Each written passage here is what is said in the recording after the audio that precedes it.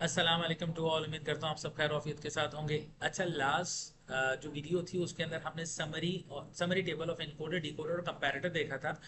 अब मैं जो आपको कवर करवा रहा हूँ वो है कोड कन्वर्टर। कोड कन्वर्टर के अंदर आपके पास वन फॉर्म ऑफ कोड होगा, उसको दूसरे कोड के अंदर कन्वर्ट करना होगा। एग्जाम्पल के तौर पे मेरे पास बाइनरी का इनपुट है, उसको मैंने कन्वर्ट करना है ग्रे में।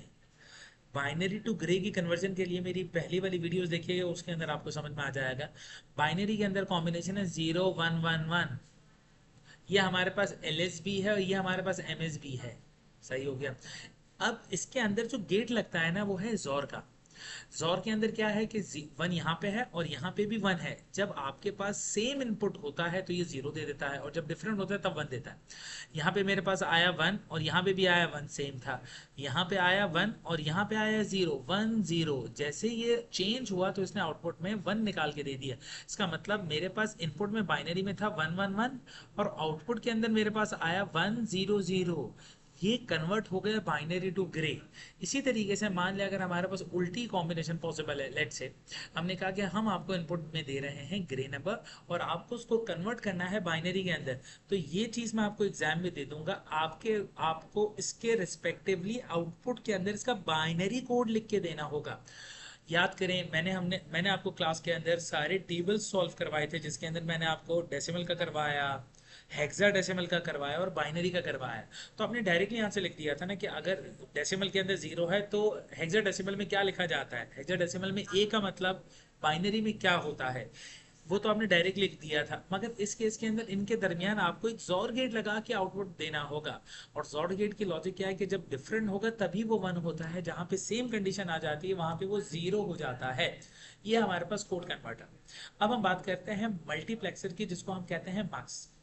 इसके भी आउटपुट के अंदर एक वक्त में एक ही आउटपुट देगा। और इसके अंदर हमारे पास डेटा सेलेक्टर है। सादे अल्फाज में समझने के लिए आप इसको इस तरीके से समझें कि जो डेटा सेलेक्टर है वो है गेट कीपर। ये गेट कीपर डिसाइड करता है कि इनमें से कौन सी बिट एक्टिवेट होगी। ये हमारे पास है 0 1। 0 1 का मतलब क्या है, यानी हमारे पास अगर आप देखें तो हमारे पास 0 0 होता है, फिर 0 1 होता है, फिर 1 0 होता है, फिर 1 1 होता है। तो इस केस में ये 0 1 आया। 0 1 का मतलब है बिट नंबर 2। तो इसका मतलब ये गेट कीपर ने इनमें से किसको चूज किया। 0 1 का क्या मतलब है ये आपको ऑलरेडी पता है, 2। तो यहाँ पे ये 2 बिट आ जाएगी।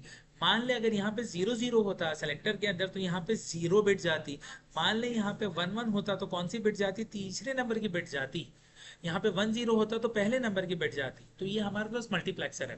मल्टीप्लेक्सर के अंदर भी इनपुट के अंदर बहुत सारी चीजें होंगी, मगर वो आउटपुट के अंदर आपको एक वक्त में एक बिट निकाल के देता है। जैसे यहाँ पे आप देख सकते हैं कि यहाँ पे मेरे पास कॉम्बिनेशन था 1 0 का, तो 1 0 के हिसाब से यहाँ पे कौन सी बिट चली, यहाँ पे D2 चला। मल्टीप्लेक्सर के बाद हमने एक दूसरी चीज कर ली जिसको हम कहते हैं डी मार्क्स। जैसे आपने यहाँ पे देखा कि मुझे आउटपुट के अंदर एक बिट मिल रही थी और इनपुट के अंदर मेरे पास डेटा इनपुट भी था, सेलेक्टर भी था। इसका बिल्कुल अपोजिट है जिसको हम कहते हैं डी मक्स। ये मक्स का कॉम्प्लीमेंट होता है। इसके अंदर भी डेटा सेलेक्टर होता है, इनेबल पिन होती है जिसको हम इसका गेट कीपर कहते हैं, और आउटपुट के अंदर सिर्फ एक वक्त में एक ही आउटपुट आ जाएगा। आउटपुट के अंदर जैसे आपने जो सेलेक्ट किया है वही इसका आउटपुट आ जाएगा। बिल्कुल इसका अपोजिट है। मैं ये चाहता हूँ कि ये आप खुद से समझें। जब आप उसको खुद से समझेंगे तो आपको समझ में आएगा। उम्मीद करता हूँ मेरा ये लेक्चर आपको समझ आया होगा, पसंद आया होगा। Thank you very much.